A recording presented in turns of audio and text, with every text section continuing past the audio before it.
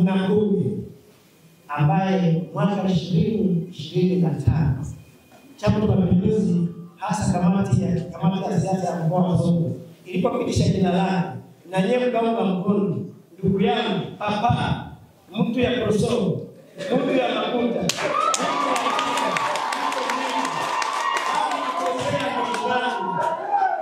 ndugu, mimi nasema kusema mtu amekufa huwa isaidii, lakini leo mzee utakiwa hai.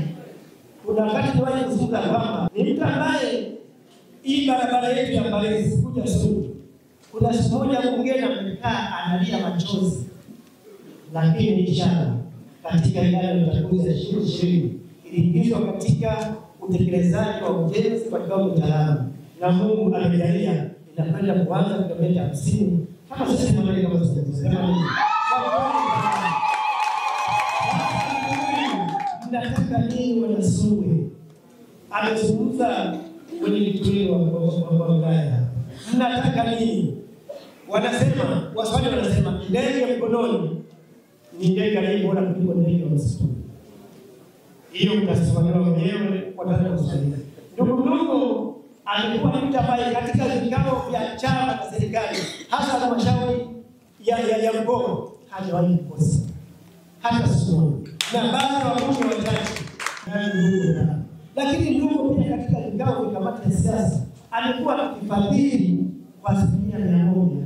Ni mtu ambaye anasema wanapelekwa asitoa wale msije mtandao nyingine yeye ndio ambao mnafanyika ni pamoja na kamati ya siasa kwa Songwe. Tunamshukuru.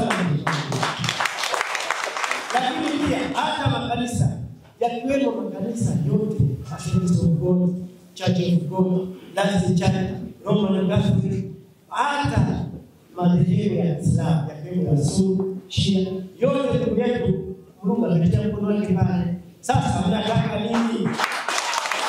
Kwa hiyo katika mjadala pengine nao upata Mungu inawezekana nusu unakula na nusu unakula. Sasa mnataka nini? Lakini si watabiri, ipo siku mtakula 100%, ni mtakulia pongezi na shukrani. Sasa